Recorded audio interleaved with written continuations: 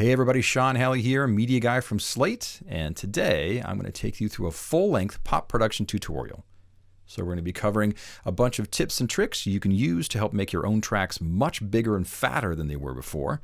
And we're also going to be using the repeater delay in a bunch of interesting ways. So we'll do a full UI walkthrough, and after that I'll show you some interesting ways you can use delays to help make your tracks more interesting and distinctive as opposed to just wider or deeper. So before we get started, let's just listen to the final mix, then we'll listen to where we started, back to the final mix, and then we'll get going. So here we go.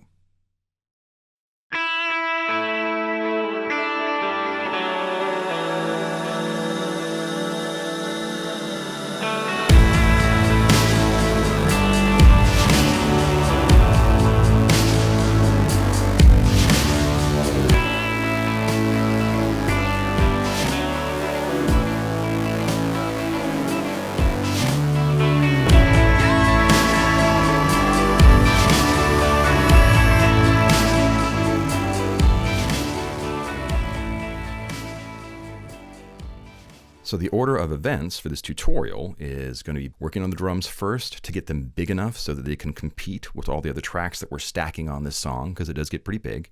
Then we're going to work on the guitars, then the vocals, then synths and bass, and finally the master bus. And when we get all the way to the end, you'll see that we're going to truly transform this tune into something that sounds completely different from where it started out. All right, so these are the drums we'll be starting with.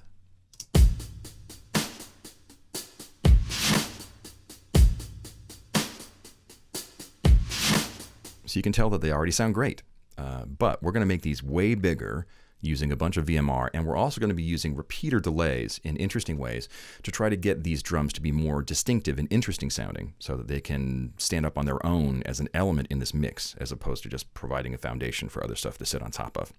You can see that I have separate instances of SSD for the kick, snare, and hat, but you don't have to. Technically, you could have all of these guys live in one instance of the SSD sampler and just route the outputs directly into aux inputs in Pro Tools.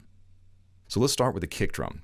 So you can see here that in this instance of SSD, I have 3 different kick samples that I'm using.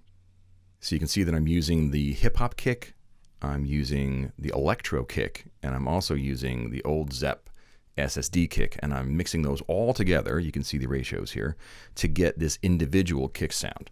So the individual kick sound is nice. It's already got a bunch of bottom, it's got a bunch of girth, but we're going to need to make it more exciting and bigger. When I'm thinking about processing anything, be it kicks, snares, guitars, vocals, whatever, oftentimes what I'm really trying to do is listen for attributes that it's missing or that I can enhance using processing. When listening to this kick drum, I can tell that for me personally, I want some extra low end extension, I want some sustain, I want some crunch, and I want some shininess in addition to what's already there. And so that's what this processing chain for VMR is going to do for me. So at the moment you see I've got custom series lift, which is going to be providing me the low end extension that I need, basically the really thick hips that I need on this. And then Monster is going to be providing me that sustain. Now, traditionally, I'm not much of a preset guy.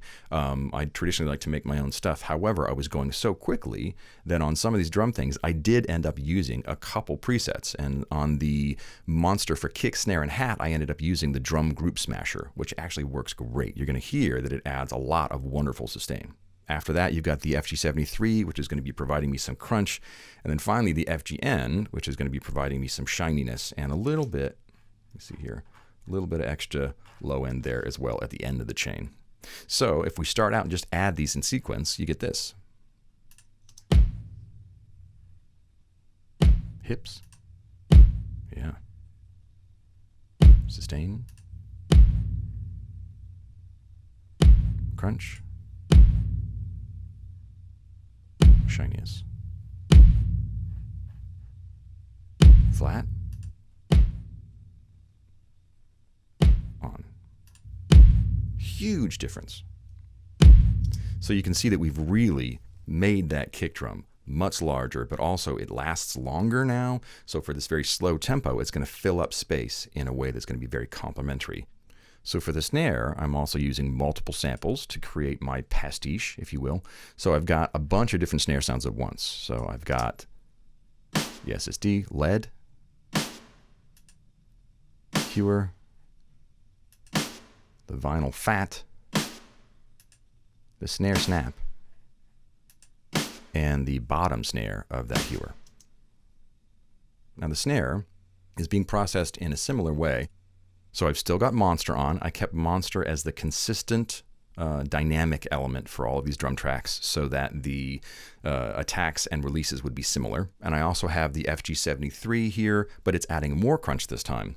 And I have a little bit more low end and some high end on the FGN, which is going to be adding some stuff. So let's listen to these in sequence. You have dry snare, sustain, oh yeah, crunch, shininess, flat, and on. So that's making a big difference, absolutely. So let's move on to the hi-hat. Now for the hi-hat, as far as samples go, it's very simple. Just two samples, just the open and closed hi-hat from Blackbird. Now I'm using similar processors, but I'm using them in a different way. Because I've added so much extra low-end sustain to the snare and to the kick drum, I'm going to need to leave those frequencies available by cutting them out of some other tracks that may be clashing in those regions. So the hi-hat is actually very nice sounding by itself. It's actually full range. It's very fat. But I need to shape the top of it and the bottom. And so what I'm doing is using Monster again, same preset, same everything, so that those attacks and releases are consistent across the drums. But you can see that in this situation, I'm using two EQs, and there's a reason for that. The custom series is very smooth and natural sounding. It's not an aggressive sounding EQ. And the FGN, while still natural sounding, is much more aggressive. You will hear the moves that you make very obviously with small tweaks of the dial. So I'm basically using them for different things. You can see that I'm adding a bunch of 15K here on the custom series, and I'm pulling out a bunch of 600, I'm pulling out a bunch of 100, and so I'm basically carving a lot already out of that hi-hat and the low end. And I'm doing that because I want it to hit the preamp a little differently. So because the preamp is not going to be processing those frequencies, it's going to react slightly differently than if I just left the hi-hat sound flat and EQ'd it after the preamp. You can see that I'm doing a lot of the big heavy moves after the preamp. So I've got the high-pass filter almost up to 300 hertz. It's basically cutting out all the rest of that low end. And I'm pulling out a little bit in the teeth area. So at 1.6 or so, 1.5, that's a lot of that teethy, bitey area. That hi-hats can get a little aggressive, so I'm muting that down a little bit, but I'm boosting above that at almost 4K to make it pop out a bit. So let's hear this in series to see what it does. Pressed ham under glass. EQ. Pre. And final EQ. Flat. And on. So you can see that I've given myself a lot more room now in the bottom end for those long, sustaining kicks and snares. So let's listen to just kick, snare, and hat before and after with our VMR processing to see what's going on here. So if we select this guy, that guy, and that guy, here's now, before, after. So what we've done is we've redirected your attention away from the transients and into the sustains of those notes. Now you really notice the room on the hi-hat, you really notice the room on the snare, and you really notice that long, boofy, low-end bit on the kick drum. So now it's time to look at Repeater. For those of you who aren't aware, Repeater is our new delay plugin that's a collaboration with our friends over at D16. It's a member of the Everything Bundle. It is fantastic. It has 23 different delay personalities, meaning it has 23 different modeled delay devices inside of it. Everything from vintage tape delays and oil can delays to vintage digital delays, clean digital delays, even some filtered things and some unique devices as well. Pitchy 1, 2, and 3 have a bunch of modulation in the returns that you can use as a way to make your stuff wobble back and forth. And we're going to listen to all these in a second, but let's go through the UI first. On the left-hand side, you have the knobs to control the delay time. All of these controls are linkable. So if you hit the host button, your delay values will be synced to the beat clock coming from your digital audio workstation. So this is important to note. You can see that I've got eighth notes for both the right and the left value. So even though this delay is panned left and right, because I have the same delay values on both sides, it will sound mono. So the only way you're going to get a stereo image out of a delay is if there is something different about those sides. So we'll talk about that in a second. After that, you have the feedback knob. So this determines how many repeats from 1 to infinity, depending on which delay model you're running. You have the phase invert guys here, so you can invert left or right phase or both. You have the filter section, so you have a high pass filter, low pass filter. High pass filter goes from 40 hertz all the way up to 1K. Low pass filter goes from 1K all the way up to 22K. So with these two knobs, you can shape the high end and the low end of your delay returns to make sure that they're fitting in the mix the way that you want them to.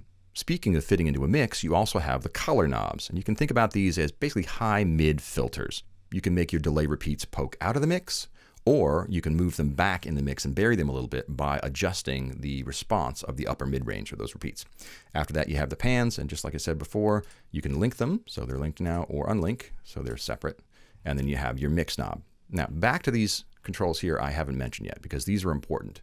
So the ping pong button will basically take your repeats and pass them back and forth across the stereo field, swapping channels. So first it'll go to the left, then it'll go to the right, then to the left and back and forth. So that adds a lot of extra movement to your delays. The analog button takes all of your delay repeats and runs them back through an analog modeled circuit to make them melt away more naturally. And then finally, you have this very unique control called spread. In a mix environment, I often encounter a situation where I have the note values that I want for my delays, meaning that I want them to be eighth notes or quarter notes or something, but I just kind of wish they were a little wider. So what the spread control does is it will add an additional delay value to the right and left sides to push them wider. It's almost like a phase anomaly. So A adds 10 milliseconds of extra delay, and B adds 20 milliseconds of extra delay. So I'll show you how this works here as we get into an example. So first thing we should do is just listen to some of these devices. As I go through these, you're going to see that they all sound very different. Some of them will have no bass. Some of them will sound filtered and odd. Some of them will have modulation in there. Some of them will sound like it's coming out of a little baby speaker.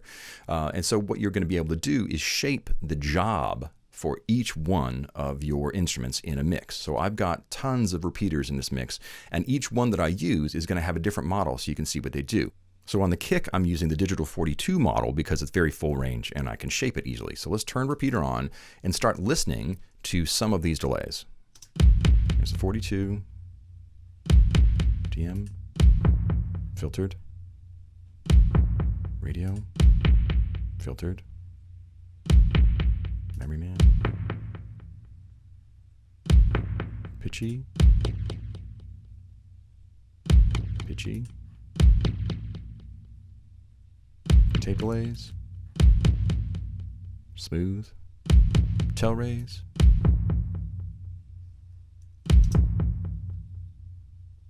so you can see that each one of these is very distinctive. There is a reason why in a mix context you might use any of these. And so as I go through the mix, I will show you why I chose one for each time. So this is the PCM42. So we've got that guy on there. I like it. Let's move on to the snare and see what we did there. So the snare has obviously a different repeater on it. So the snare, we're using the classic tape delay. And it sounds very nice. Now, one of the things about this is that we are using the spread control. So let's show you how this works. So in a situation where I've got eighth notes on both sides, remember it's still coming back mono. If I spread to A, hear that extra value? Go to B. So you can see that each one of those repeats has got an additional delay value on it. So this is a very crucial control to use correctly because as you're adding additional delay values, you are moving it slightly out of time with the clock coming from your digital audio workstation. So I'm not going to move a snare value beyond A because I don't want any additional new rhythms on this track. I want this track to be pretty solid with an eighth note. So let's move to the hi-hat. Hi-hat has a different delay model being used. We're using the Koopy Cube in my hi-hat zhuzh preset. I didn't know how to spell zhuzh, so that's about as close as I could come. And you'll see why I named it that in a second. So in this version of Repeater, we are using all of the stuff in here. You can see I've got ping pong on to go back and forth. I've got the analog button on to make those delay repeats melt away. And I also have the spread control on. So let's listen to what each one of those does in series. So here is just your delay on the hi-hat. So because it's eighth note and eighth note, pretty mono, let's pass those back and forth using ping pong. Okay, so that's a little bit of movement. Let's shape the returns with the analog button. Nice and subtle. And then the spread control.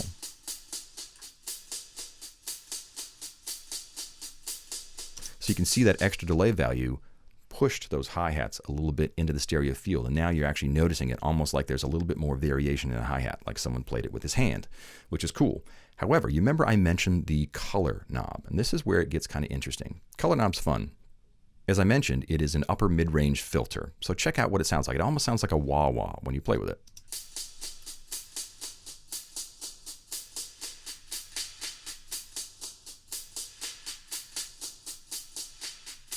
It'd be cool if you could do that in time, wouldn't it? Well, you can. In Pro Tools, if you use the triangle tool, you can write rhythmic information into automation lanes. So if I come down to the automation lane I've set up for the color knob already, you can see that I have a rhythmic value in there. So whatever the grid is set to, so at the moment it's eighth notes, but I had it on half notes when I did this, I can just draw in rhythmic values based upon the beat. So it's automatically in time. It's a fantastic feature for doing this. So if I turn automation on, this is what you get.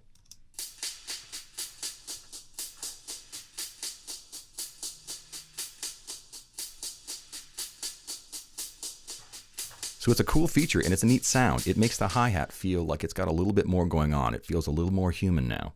So let's listen to just kick, snare, and hat with the repeaters on. Initially, I think there's actually too many delays on the kick drum. It's muddying up the beat. So why don't we do this? If I turn on automation here, I've got it automated so that it turns off in the second half of the bar. Cool. But you can see that we're encountering a problem. Traditionally, I would not put delays directly onto audio channels. Traditionally, I would put them onto aux returns so that I have complete control over the dry signal and the wet signal. However, as I mentioned, I was going really quickly that day, and so I left them where they were. And so if you look at the repeaters, you can see that the mix is at 50% for the kick, it's all the way up to 70% for the snare, and it's 70% for the hi-hat.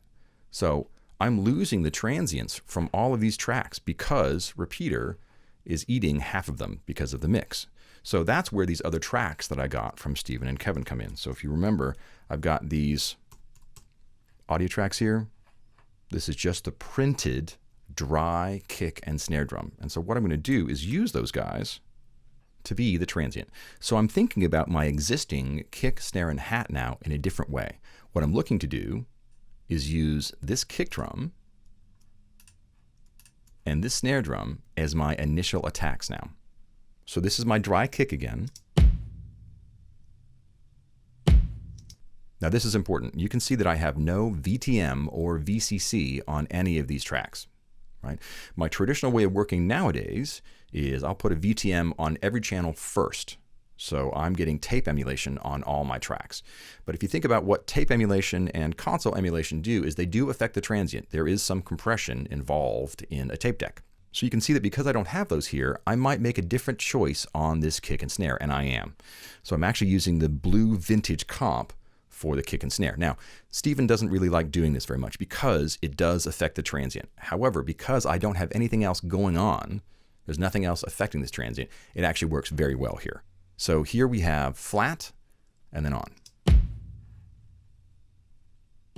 On. Yeah, baby. On. So flat. Yeah. And on. Huge difference, right? Plenty punchy. But like I said, normally you'd have VTM or VCC to help you do that job. So if we move to this snare, get rid of this for a second. Snare is doing something very similar. So I was going quick, but I like it. So snare alone. Crushed up. Yeah, baby. And here we go. Flat. And on. That's a huge difference. So check this out. If we just select all of our drums here, turn everybody on, this is where we got to.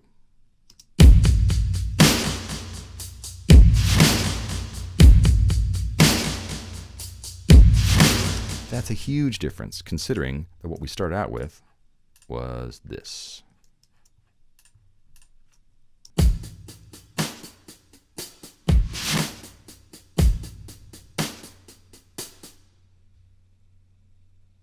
Last thing we need to do is add a little bit of top to that reverse snare. Nothing big, basically just using the air band to wake up the top a little bit. And also, I need to look at the drum bus. So you can see, insane close up, Little Wayne's World. You can see that I have the drums bussed to one individual stereo aux bus, and that's returning here to my drums back. Traditionally in a mix environment, if I'm submixing a bunch of tracks together and dumping it into one audio location, like an aux return like this, I will name it back, so I remember what it is when it's really late and I haven't slept in a while. So for this, all I'm looking to do is glue this entire drum kit together. We've already got our sound, we like it. All I'm going to do now is just sort of smush it into a slightly more controlled package so that it's sort of ready for our new tracks that we're adding on. So here's flat. On.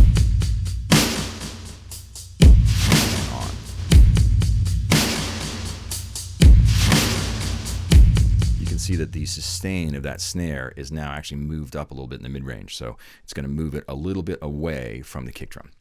All right, so now we move on to guitars. I made my living as a session guitar player for quite a while, so I have been recording guitars into digital audio workstations for as long as it has been possible to do so, pretty much.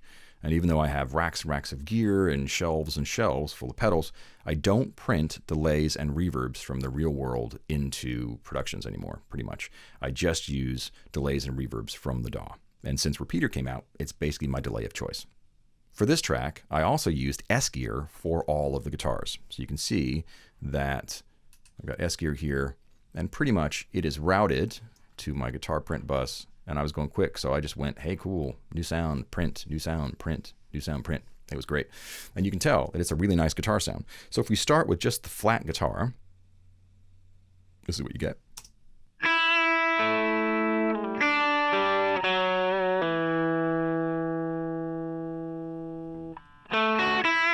So it sounds nice. It's a good basic sound. However, it's the first thing that people hear in this mix. So in order to make sure that people stay to the end, there needs to be a grabber right off the top that says, hey, cool, what happens next? And so that's what we're going to create. First thing we're going to do is shape the EQ. So we've got a little bit extra 15K and a little bit of 400 out of there just to pull a little bit of that tubbiness out where Roy Thomas Baker would pull it out of kick drums all the time. So here is flat.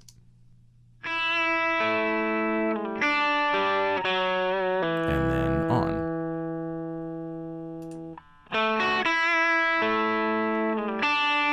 Now, I've done that for a reason. If you look at Repeater, turn this on here. So Repeater for this track is doing some different stuff. You can see that not only am I using the Pitchy 2 model, which means this is the first time we've used a delay with modulation in the returns, this is also the first time that we've done different delay values on both sides. And it's also the first time that we've done something different than a static 8th, quarter, or 16th delay, which is to say I'm using dotted 8ths and dotted quarters. So it's going to create new rhythms for my guitar part. So if we turn this guy on, this is what you get.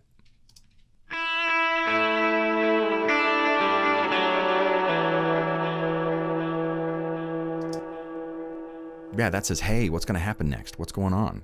I'm using the spread control, as you can see, so I've got an extra 10 milliseconds being pushed into the left and right sides to make them wider.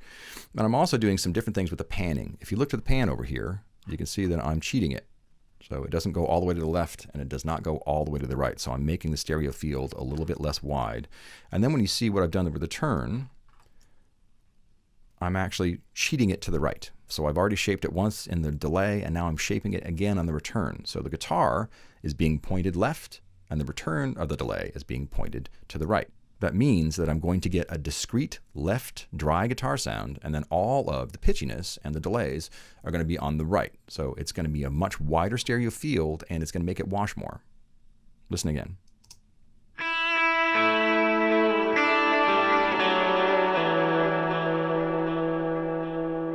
It makes you think, wow, what is coming up next? What is going on? Which is cool. Now there's another guitar part in here. This guitar part is designed to interlock with the guitar part to the right a bit. So this needs some shaping. So you can see I've got nothing going on in the mid-range or in the high end, but I am using a high-pass filter at like 250 to just pull the bottom out of this. So before and after. Remember that we've made all of this extra sustain for the kick and the snare, and so we have to keep being mindful of those frequency ranges as we go through the mix. So now we've got a nicely shaped guitar. What we need to do is deal with the repeater version of this. And for this one, I actually used the Telray delay. Now, it's an oil can delay. It's one of my favorites. If I had $1 for every time that I've used Telray on a guitar in a session, I would be a very, very wealthy man. I love what it does to guitars because the repeats do naturally seem to melt away. But I've also done something different here to the repeats. So as I mentioned on the drum stuff, I traditionally use delays on separate aux returns. So you can see that these are all set to 100% wet. So they're all sitting on aux returns, and they're discrete, which means that now I can shape the returns of these delays separate from the actual tracks that are feeding them. So if we listen to just this track with the repeater turned on for the Telray delay, this is what you get.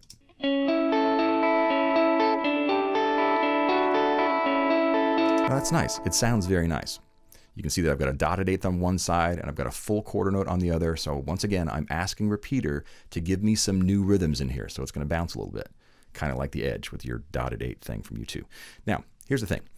Those delay repeats sound really nice, but I kind of would like them to be a little bit more present in the mix, if that makes sense. So it sounds nice, but I'd kind of like it to be more saturated. So what I'm doing is I'm going to use an FG76 after that delay return to make just the delay repeats more saturated. So here's a before and after.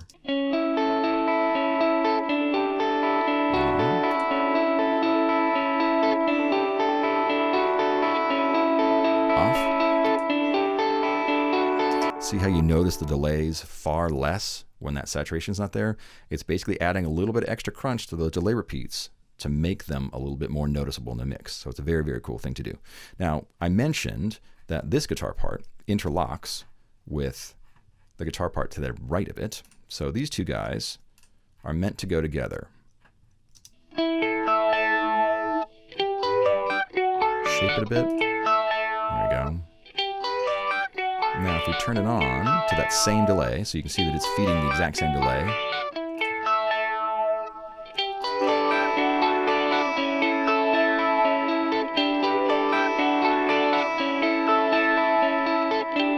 Which is a cool sound. It actually works really well. It provides this really nice little sort of guitar blanket to the back of our mix. And last but not least, in the realm of guitar, we have our little eighth note dude here. So eighth note dude. So you can see that I've got an eighth note on one side and a dotted eighth on the other side. This is the space delay model, which is one of my favorites for guitar as well. When I turn this guy on,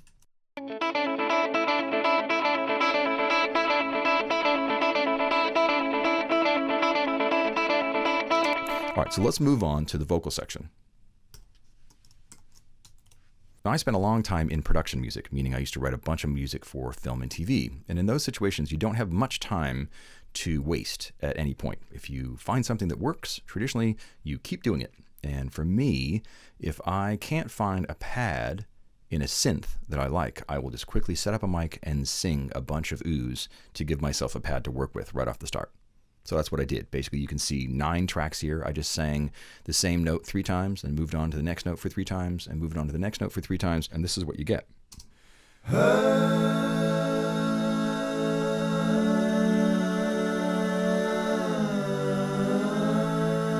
So it sounds really nice, but it can definitely use some shaping. Now, the great thing about this vocal is that they were all recorded with the VMS, virtual microphone system. It's the same microphone I am talking to you on right now. Oh yeah, baby, keep the love coming. In any case, it means that I can use the microphone emulations inside the software package to shape these vocal performances. So I've recreated part of a very classic recording chain here. So I could have put VMRs on all of these individual channels and chosen different mics for each pass if I wanted to. And I will do a tutorial at a later date about how to make big vocal choirs that were recorded with all the same voice sound a little bit more interesting and multi-layered. I will do one of those eventually. For now, though, all I wanted to do was take all of these vocal tracks, dump them into an aux return, right there, and make them crisper and more dynamically controlled. So we've got a 251 microphone here going into an FGN EQ, and then after that going into the 401 compressor set on circuit 2, which has some of the dual release characteristics from classic opto tube limiters. Now you may notice that there's not a preamp in here. Normally microphones would go to the preamp and then to the EQ and then to the 401. However, it didn't need it at the time, and it worked in the mix, and I just kept going. Normally you would put a preamp after this to color that microphone before it hits the FGN EQ. So let's start here. Here's the vocal.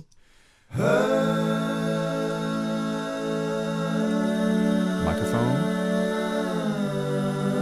which automatically has a nice little sheen on the top. And now we'll add some real sheen with the FGN.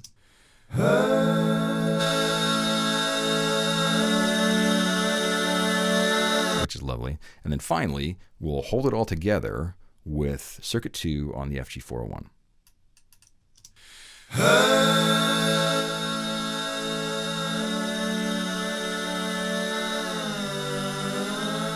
Now that might feel a little bit over-controlled at the moment, but when it's in the mix, it actually makes sense. It needed to have no bumps in the dynamic response at all to make sure that it didn't poke out in front of all these other crazy tracks we've been laying on here.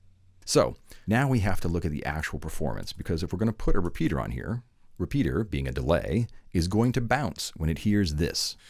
Right? Because there's that dig into that note and it's big transient. You're going to hear it go bounce, bounce, bounce, bounce, bounce. I don't want that. All I want this to be is a big pad, basically a blanket. What I'm going to do is edit this vocal performance. There we go. Chop it there. Give myself a fade there. Adjust the fade like head the other way. Thank you very much. And probably just pull it to here. What does that get me?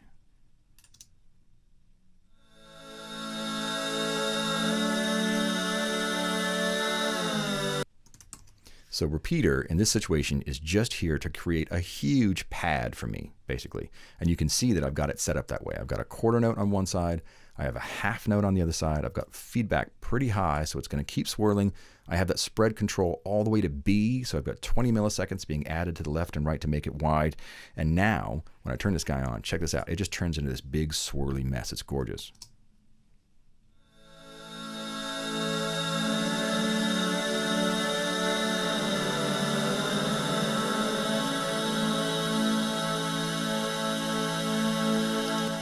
That's cool.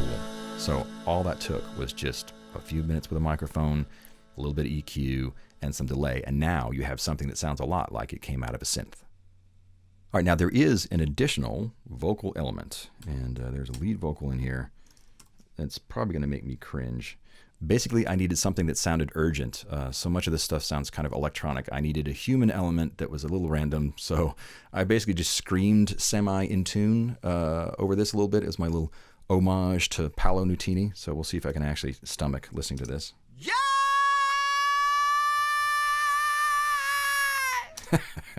God. Kill me now. I can't believe I'm showing you this. Anyway, one of the great things about having all these effects in this session is that sometimes I'll just try stuff I've already loaded up to see if it works on a new instrument.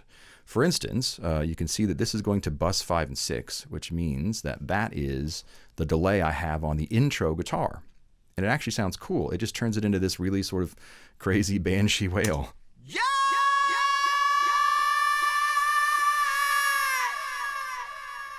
It works. I can't believe I showed that to you. Anyway, I'm gonna mute that now. Finally, last but not least, we haven't listened to the bass and the synths, so let's go through those. All right, so the bass and synths are coming out of Expand 2 in Pro Tools, and I basically got a bunch of sawtooth stuff in here and a couple pads, and you can tell they're big, man.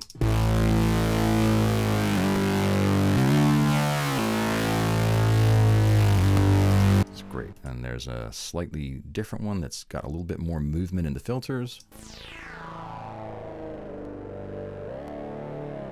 So together,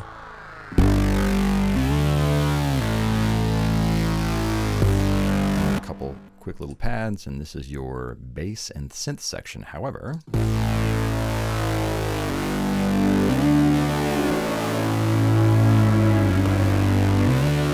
the thing is, it sounds nice, but it does have this very electronic feel to it. You can tell that there's someone hitting a plastic key and moving his portamento or pitch bend knob, and that's actually how that stuff is being created. What I wanted was something a bit more human, so I played, really quickly, a fretless bass track, let me see here, and played it against that synth part. So flat, this is what it sounds like.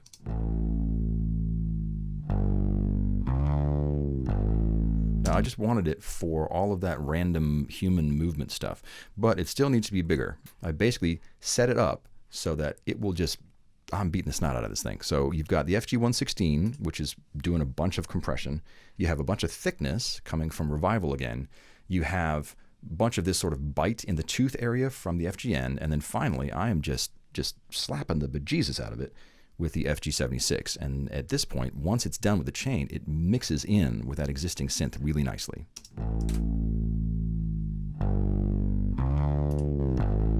Compressed, revivaled, FG-end, and finally,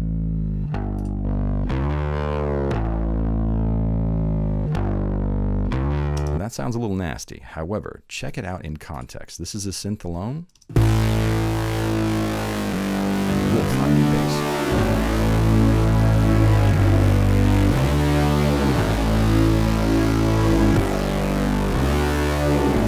Which is cool because the fall off of my fingers going to the next note helps it feel more organic. Like this, it's not as perfect. So there's something going on there that lets you know that somebody probably played something. It feels a little bit like it's got some random bumps in it now, and it's a lot more interesting to listen to.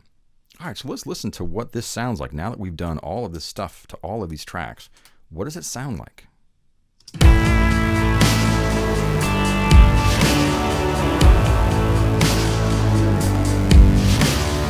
Pretty cool. Last thing we need to do is look at that master bus. So master bus all the way over here at the end has 3 guys on it. First one is VCC. This is the virtual mix bus set dead flat. This is the default. The only thing I've done is move the knob up to the Brit end console because it has a really nice character for this kind of mix. Flat.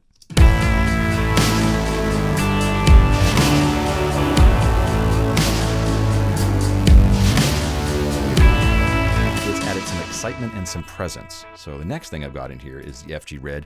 I'm a big fan of the company that makes this piece of hardware. I have a bunch of their rack gear here in the studio. A couple friends of mine had these devices in their studios back in the day. I've always loved what they do in the mix bus. So this is the FG Red, and I've got it on the Glue High Pass preset. And you see that the high pass filter is set all the way up to 150 hertz. So the compressor is going to ignore frequencies below that, which is going to give me more punch in the thick thigh area. So before, that's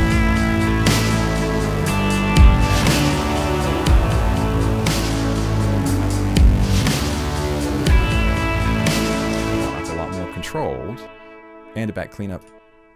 So you can see that the FG comp is doing nothing. It's not even turned on.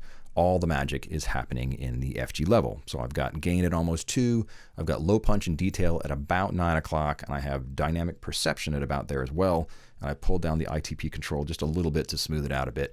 FGX sounds amazing, and this is basically going to add the finishing touch to our mix. So here's before.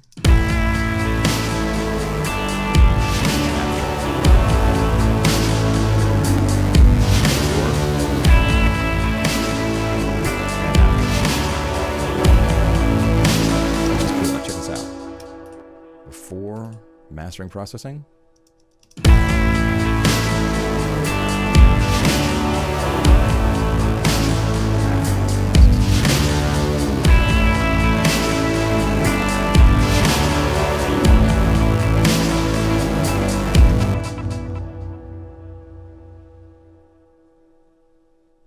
So there's the capper. Finishes off all the hard work we've done making these tracks big with that wonderful bus processing. So let's do this. Let's listen to a after, before, and after.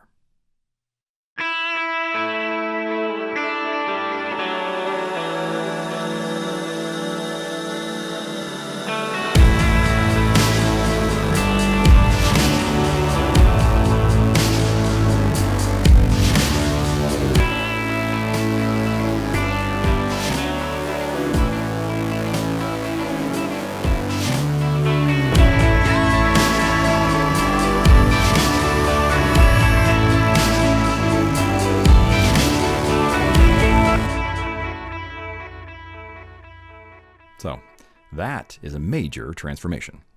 So here's hoping that you got a tip or a trick out of there that you can use on your own productions. You can see how powerful the members of the Everything Bundle are. Repeater, of course, is a member of that bundle, and it contains all of the amazing plugins that we make, starting at just $14.99 a month. Remember that you can find a bunch more full-length mixing tutorials and things like that on our YouTube channel, which is Slate TV, and also check us out online for all the other amazing stuff we make at slatedigital.com. Thanks and cheers.